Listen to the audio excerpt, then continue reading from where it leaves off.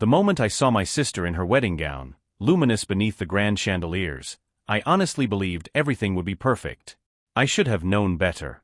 In the space of a single toast, she hurled a bombshell that shattered my reputation, leaving me gaping at her in front of hundreds of guests. My cheeks flamed as whispered rumors rippled through the elegant hall, unstoppable as a wildfire. And just when I thought nothing could salvage my good name, the groom, my new brother-in-law, rose to his feet. With a quiet authority that gripped every stunned onlooker, he offered a defense that nobody saw coming. A family of high expectations. Growing up, my sister Lucinda was the golden child of our family. She possessed natural talent in everything, from dance to debate club, while I fumbled to find my place. Our parents adored her for being so driven, so captivating, and I learned early on to blend into the background. That wasn't to say I was an outcast. We laughed at the same jokes, gossiped about classmates, and confided in each other whenever we had heartbreak or doubts. Yet, overshadowed by Lucinda's aura of brilliance, I sometimes wondered if I was just the silent reflection caught in her bright spotlight. At family gatherings, she was always the first to be complimented. Oh, Lucinda aced her exams. Lucinda's dancing lead in the spring recital. Lucinda's date to prom is the football captain. Don't get me wrong, I felt proud of her achievements. I just never thought they would swallow my identity whole. So in the years that followed, I forged my own path. I focused on art, losing myself in sketchbooks and bursts of creativity. Lucinda soared through college, landing in a lucrative marketing position right out of graduation. Our parents boasted about her success at every turn. Though we stayed in touch, our lives were so different that a subtle distance grew between us. I remained in our hometown, teaching art at a local children's center. She moved to a bustling city, navigating corporate chaos with ease. Still, when she announced her engagement to Thomas, an affable intellectual man who seemed her equal in every way, I felt genuine joy. She deserved happiness. I even volunteered to help with wedding errands, eager for a chance to reconnect before her big day. But as the wedding date approached, I realized Lucinda's demands were borderline impossible. She wanted everything from the floral arches to the place cards to surpass perfection. She micromanaged color palettes for the bridesmaids' dresses, pastel pink with the slightest hint of lavender apparently, and she had very firm ideas about who should do what. Since I was good at art, she roped me into designing custom invitations, signage, and table numbers. Despite my day job, I stayed up nights painting whimsical floral motifs because I wanted her to be proud of me. Everything I did was about pleasing Lucinda, yet I never suspected she might be harboring seeds of resentment beneath her polished exterior. Wedding preparations unravel. The day before the wedding, I arrived at the picturesque country club that Lucinda had rented for her dream ceremony. The sprawling lawn was dotted with rose bushes, and an ornate gazebo stood at the far end, primed to be the perfect altar. I found her pacing in the reception hall, eyes flashing with stress. Rows of tables were half-dressed in crisp linens, servers bustling back and forth, all under her watchful glare. She offered a tense smile when she saw me. "Have you finished the seating chart?" she asked breathlessly, referencing the last-minute update she demanded after deciding to rearrange half the guest list. I swallowed. "Yes, I worked on it until 3 in the morning. It's in my car, I'll bring it in." "Thank you," she said, though her expression was more relief than gratitude. "The wedding planner is driving me insane. I swear, if she messes up the decor, I'll lose it." She glanced over her shoulder, noticing that a cluster of servers was setting out the wrong napkin color. With a groan, she stomped off to correct them. I sighed, rummaging through my trunk for the massive seating chartboard I'd meticulously designed. Despite my own exhaustion, I felt a flicker of pride at the swirling calligraphy and delicate floral embellishments. But a pit gnawed in my stomach. Lucinda's stress level was sky-high. She seemed moments away from lashing out at anyone who crossed her. I hoped that the wedding day itself would calm her anxieties, letting her celebrate rather than control. That evening, I retreated to the nearby hotel, where relatives were staying. I'd promised to attend a low-key rehearsal dinner. Instead, Lucinda canceled it last minute, citing too many last-minute crises. I ended up eating stale pizza alone in my room, scrolling through social media and seeing glimpses of the city life I used to dream about. I tried to ignore the creeping suspicion that I was a background player in my sister's drama, a convenient prop for her to rearrange. Still, I told myself, tomorrow is her wedding day. I just have to get through it with a supportive smile. Then she'll ride off into the sunset with Thomas, and I can slip back into my quiet world. The wedding day atmosphere. Morning dawned bright and cloudless, a blessing for an outdoor wedding.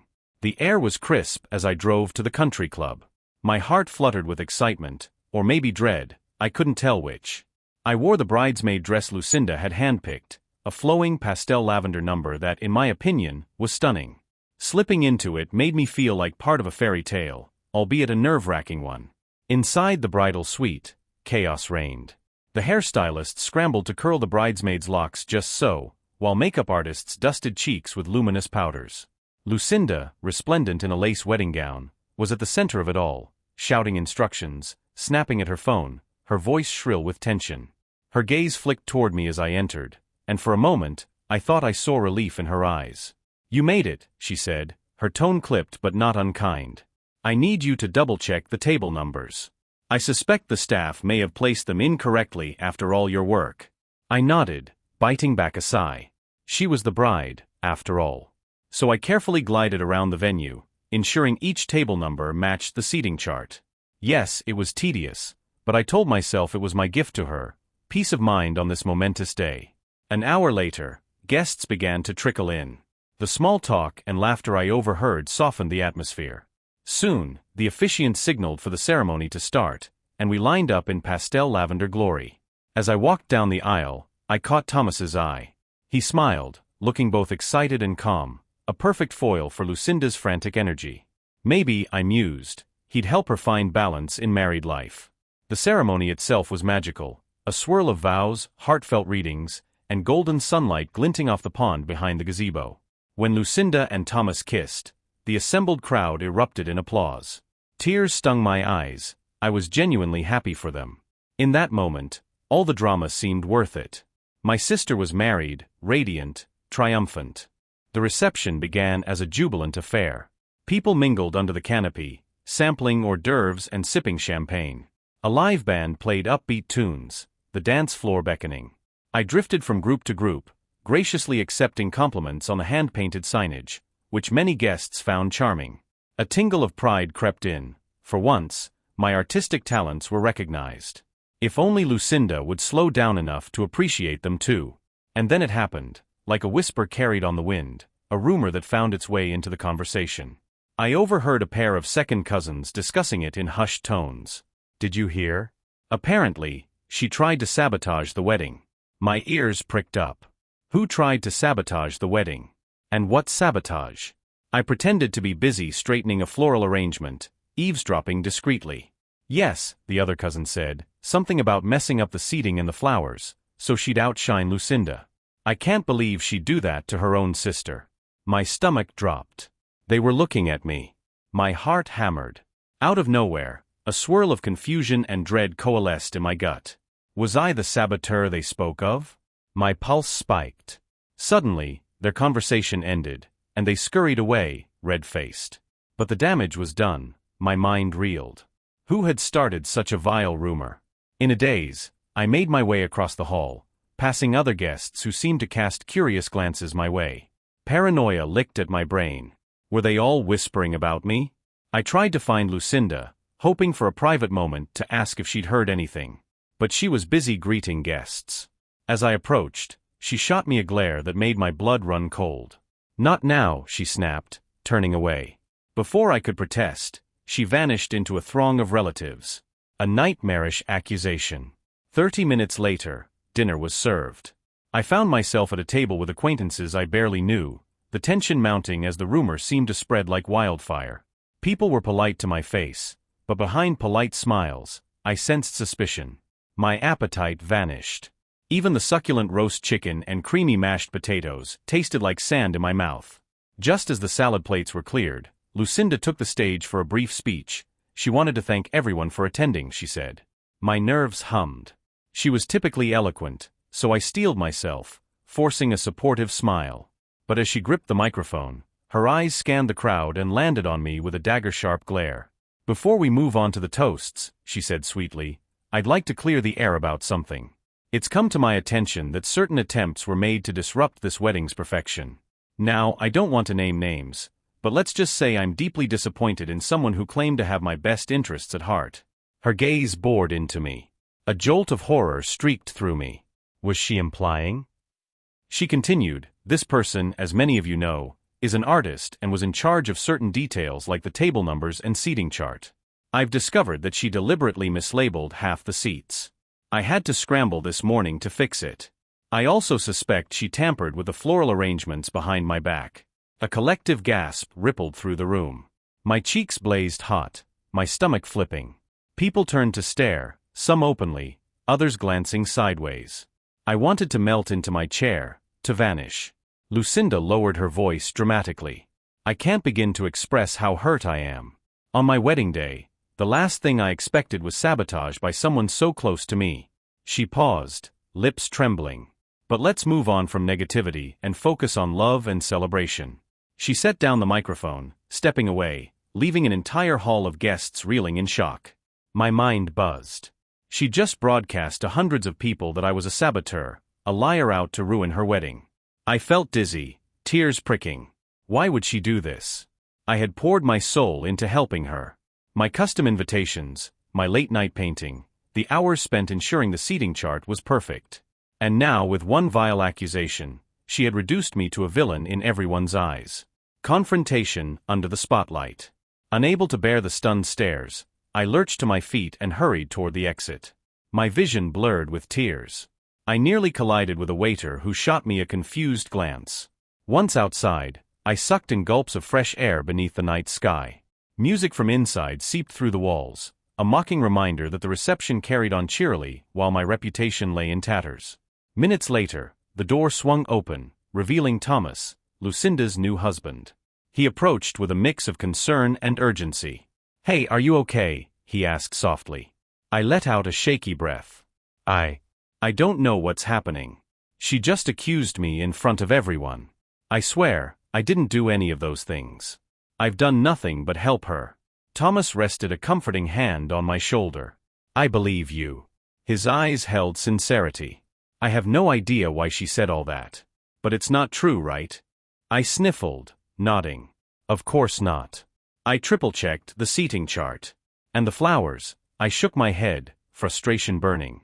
She's spinning lies, or someone fed her these lies, and she believes them.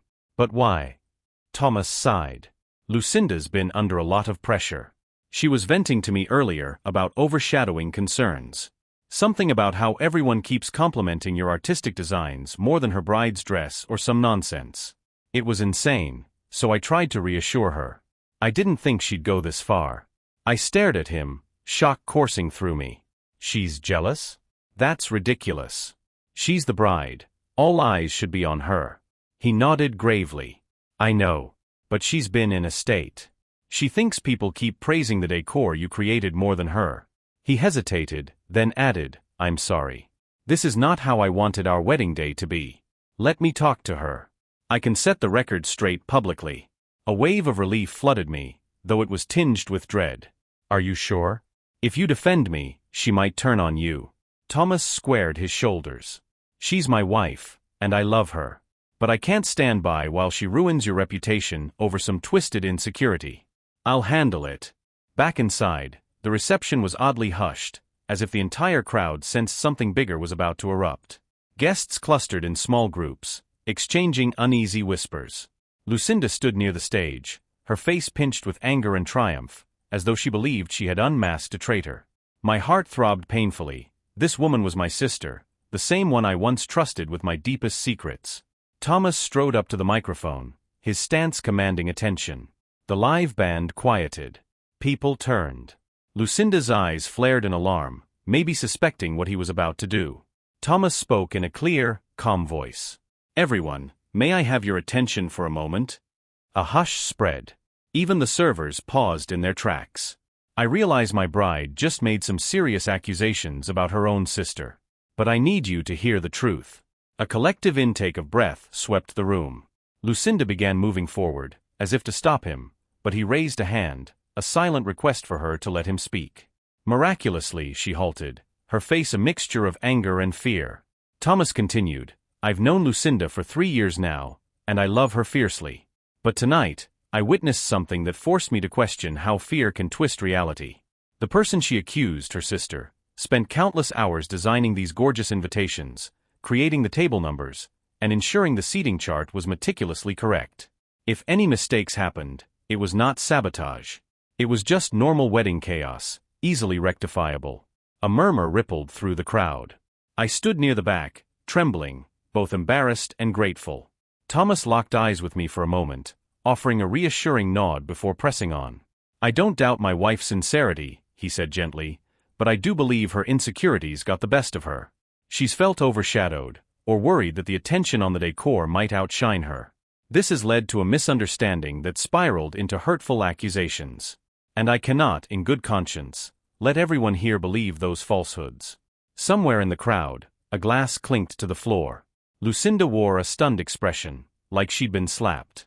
The hall filled with a tense electricity. People craned their necks, uncertain whether to side with the bride or the groom. Meanwhile, my heart pounded so hard it felt like it might burst from my chest. Thomas inhaled. "I apologize if this disrupts the festivities.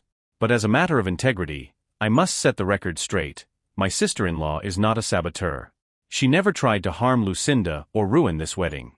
If you've heard otherwise, please discard those rumors right now. I take responsibility for not speaking up sooner. This wedding belongs to Lucinda, but it also belongs to the truth." Then he lowered the mic and stepped away. A hush lingered, too stunned for applause, too thick with shock to erupt into chatter. I spotted tears glistening in a few people's eyes, perhaps moved by the drama unfolding. My cheeks blazed with conflicting emotions, relief that someone believed me, fear of Lucinda's retaliation, sorrow that it had come to this at all. The bride's response. The microphone sat there, an ominous presence. Lucinda stared at Thomas as if seeing him for the first time. Her lips parted, but no words emerged. Slowly, she approached him, her wedding gown trailing over the polished floor like a train of guilt. "Thomas," she began, voice trembling with emotion. How could you do this? On our wedding day." Tears welled in her eyes. "We're supposed to stand together, and you just contradicted me in front of everyone." Thomas gently placed a hand on her arm. "I know," he said softly, "but I can't stand by while you attack your own sister without cause. She's done nothing wrong." Lucinda's gaze flicked my way. I tried to appear calm, though my pulse hammered. Did she see the hurt in my eyes? For a heartbeat, guilt flickered in her expression. But her pride was formidable. Her tear-streaked face twisted in confusion and frustration. She glanced at the assembled guests, many of whom were now openly watching, waiting for her reaction. Some seemed sympathetic, others outraged by the spectacle. The wedding had turned into a public family feud, overshadowing the romantic illusions she'd so carefully planned. But the choice to escalate or defuse lay entirely in her hands. After what felt like an eternity, Lucinda let out a ragged sigh. Her shoulders slumped. I'm sorry," she managed, voice cracking. "I'm sorry for the confusion, everyone. This is not how I wanted things to go." Awkwardly, she reached for the microphone again. "Please," she said, swallowing tears, "let's just resume the reception, and I'll address this more privately later." The band, sensing the bride's permission to move on, struck up a gentle tune. People hesitated, uncertain if the drama was truly over. Some started drifting to the bar, or back to their tables, in subdued conversation. Lucinda and Thomas stood there, center stage, for a long moment.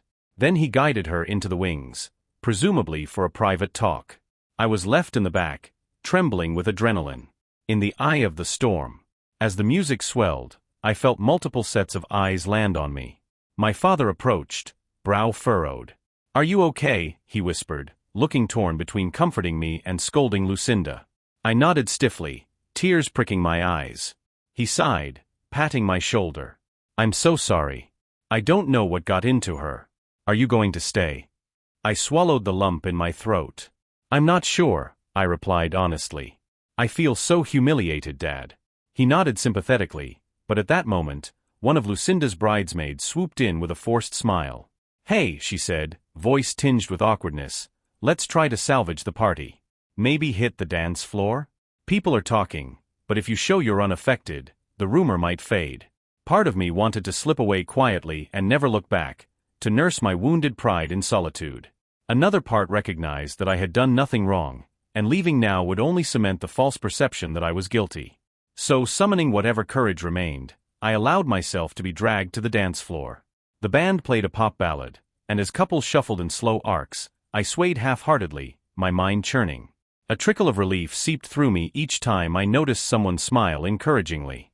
A few relatives approached, quietly offering words of support. "We know you'd never sabotage Lucinda's wedding, or don't let her meltdown ruin your day." I forced a small smile, wondering how Lucinda could risk fracturing our family's bond like this. Meanwhile, Thomas re-emerged from backstage alone.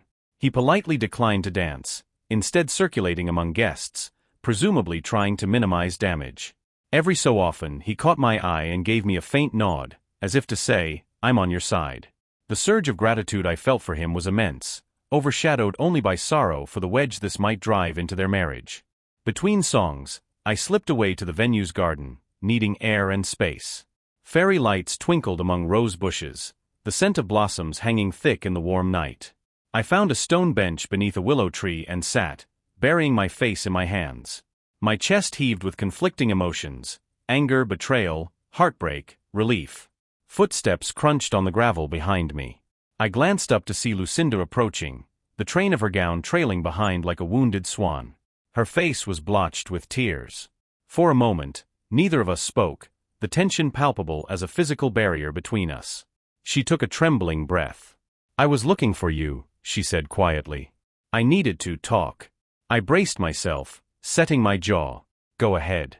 Lucinda slowly sank onto the opposite end of the bench, hands clasped so tight her knuckles were white. "Thomas told me how you spent nights working on the wedding decor, how you triple-checked every detail. He also said you never once complained about all the demands I placed on you." She swallowed, eyes brimming with regret. I realized. I'm the one who messed up. I stared at the ground, not sure how to respond. The simmering anger I'd felt for hours vied with the part of me that ached for an apology, for understanding. She continued, voice quavering, "I let my insecurities control me. People kept raving about your designs, and I felt overshadowed. On my wedding day, I wanted to be the star, but hearing how amazing your artwork was, it twisted in my head. I told myself you must be trying to outshine me. Then someone told me you'd purposely mislabeled the seating chart. It seemed to confirm my worst fears." A tear slipped down her cheek. I lashed out. "I made those accusations on impulse. If Thomas hadn't defended you, I might never have admitted the truth. But I see now, I was wrong. So wrong." I closed my eyes, letting her words settle. The apology I craved was there, raw and desperate. The old bitterness that had festered, the years of overshadowing tension, the meltdown that night, it all came into sharp focus. We were two sisters, raised in the same home, always locked in a silent competition orchestrated by fate or our parents' high expectations. Now that competition had culminated in this public fiasco. Finally, I spoke, my voice faint. "Why didn't you just talk to me if you felt overshadowed? Why destroy me in front of everyone?" She sniffled.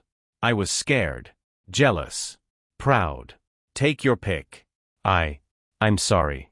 I know I don't deserve your forgiveness, but I want to try. If you'll let me." A tear slid down my cheek. I turned to face her, seeing the anguish in her gaze. In that moment, I realized how far envy could drive us from the people we love, how humiliating it was to expose such pettiness. In some twisted way, she was as broken by this event as I was. I inhaled shakily. "You hurt me, Lucinda. Deeply.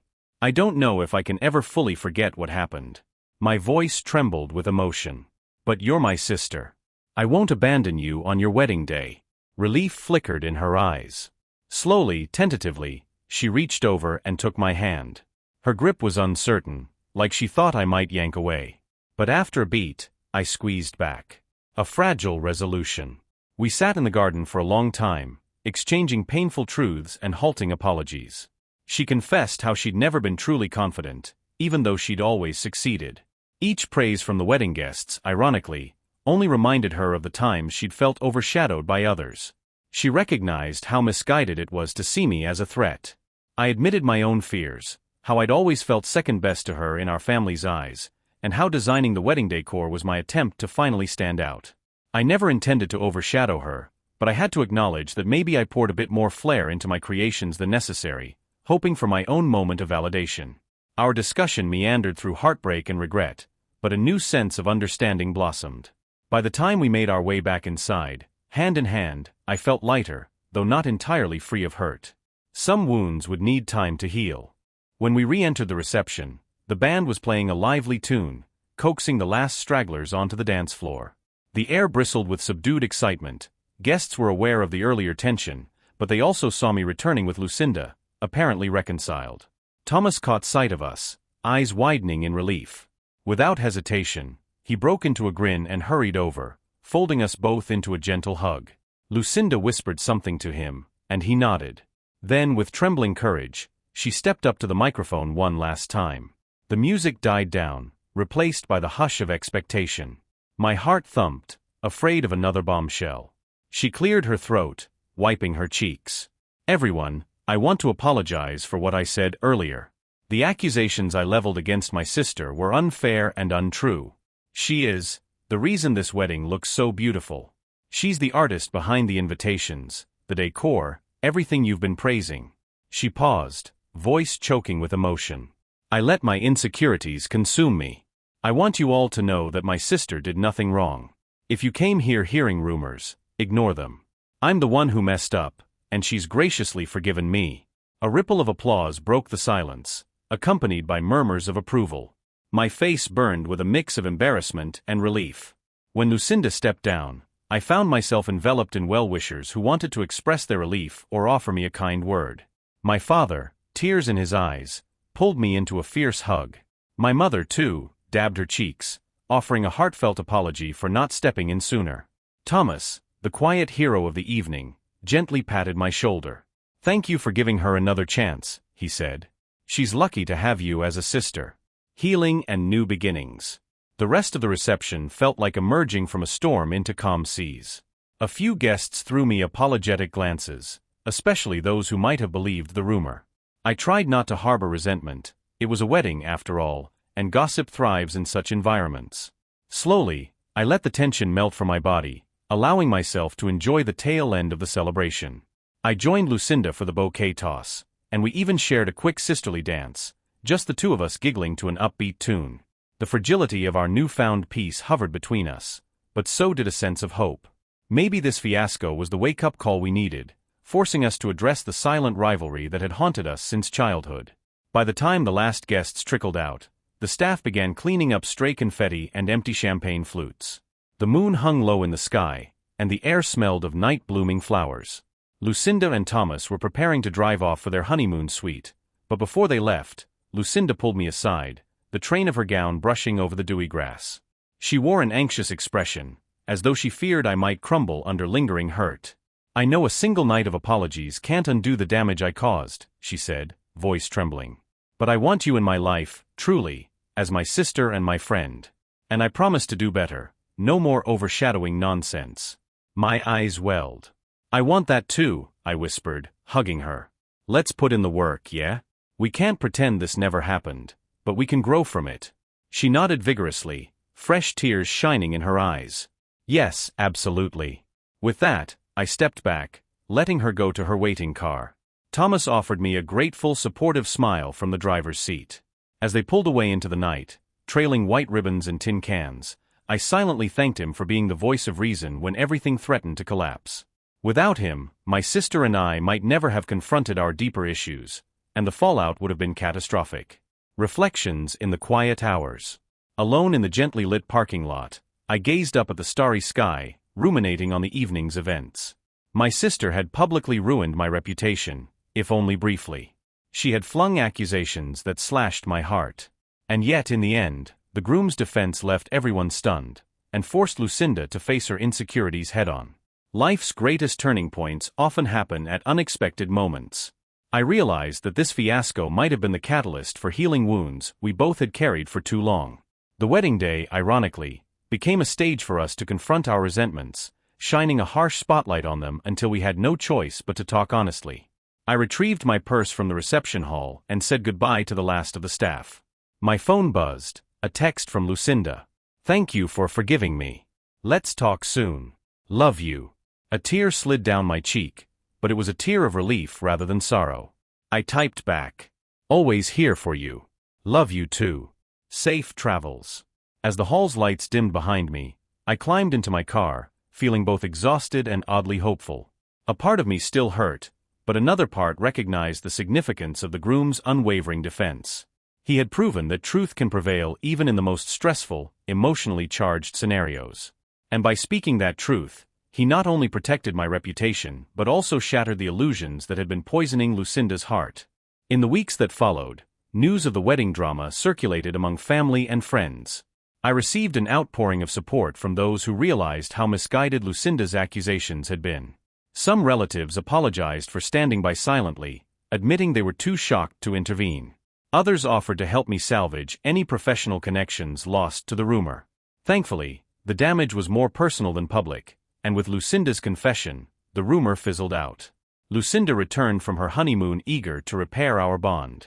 We met for coffee, discussing everything with fewer tears and more clarity. She told me that Thomas had gently reminded her, marriage is about partnership and honesty, and if she couldn't be honest with her own sister about her insecurities, how could she build a genuine future with him? I admitted that I sometimes craved recognition for my artistic talents, that perhaps I clung to her wedding decor as a chance to feel accomplished in our family's eyes. We laughed softly, each confessing we'd been vying for the spotlight in different ways. Then we made a pact. From now on, we'd cheer each other's successes without seeing them as threats. We'd be open about jealousy before it transformed into sabotage, real or imagined. That conversation felt like the start of a new chapter, one where Lucinda's wedding fiasco wasn't a cataclysmic rift but a lesson in vulnerability and forgiveness. She even encouraged me to market my artwork more professionally, offering some marketing tips from her own experience. We found a synergy that had been absent for years. An unexpected turn of fate. Months later, as life settled into a calmer rhythm, I attended a small gallery opening in the city. One of my acquaintances had recommended me to a local curator, who wanted to display emerging artists' works. My watercolors of floral motifs, a style that had grown from the wedding decor, caught the curator's eye. I was overjoyed, and ironically, I had Lucinda's wedding meltdown to thank for motivating me to refine that skill. On the night of the exhibit, Lucinda and Thomas showed up, beaming. Lucinda wore a dress that complemented the colors in my paintings, a subtle nod of sisterly pride. She strolled through the gallery, praising my pieces to anyone who would listen, her sincerity shining through. There was no undercurrent of envy or tension. Instead, she radiated genuine delight at my achievement. At one point, the curator approached us, extolling the whimsical beauty of my florals. Lucinda grinned, hooking her arm around mine.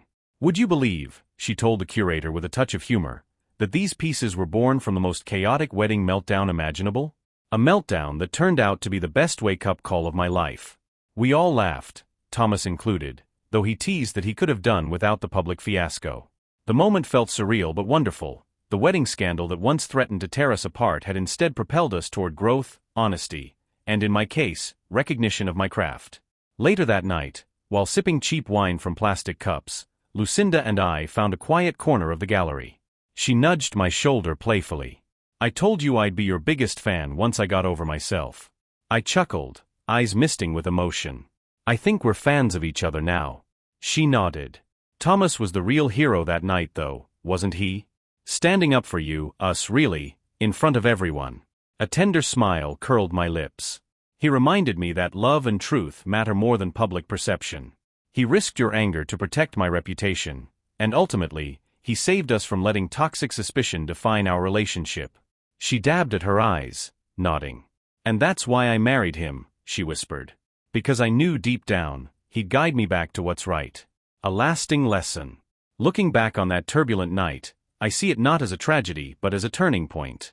Yes, Lucinda tried, albeit under misguided insecurities, to ruin my reputation in front of a crowd. But the groom's defense shattered her illusions and forced a reckoning that might never have happened otherwise. We confronted old wounds, recognized deep-seated fears, and emerged stronger as sisters, forging a bond built on authenticity rather than facade. It's been a year since the wedding. My artwork has grown into a modest side business, with new commissions rolling in. Lucinda continues to excel in her marketing career, though she's learned to temper her perfectionism. She and Thomas navigate married life with occasional spats, sure, but always anchored by mutual respect. They even invited me to design artwork for their anniversary party, a far simpler, more intimate affair, free of the frenetic ambition that once plagued us all. On the anniversary night, I presented them with a custom painting, a swirl of flowers and ribbons, capturing the joyous essence of marriage without the way of overshadowing. When I handed it to Lucinda, she hugged me tight, tears glistening in her eyes. "You have no idea how grateful I am that we found our way back to each other," she whispered. I hugged her back, my chest brimming with warmth. "I think I do," I murmured. We parted smiling, no trace of jealousy or blame in sight, only the shared awareness of how fragile and precious our bond truly is. Every so often, I still recall the hush in that wedding hall when Lucinda leveled her unfounded accusations. I remember the crush of dread, the creeping stares, the swirl of talk. Then I remember the shock that followed Thomas's words of defense and the unstoppable relief that unspooled in my chest. Though it was a painful lesson, it taught me that family can hurt us in ways no one else can.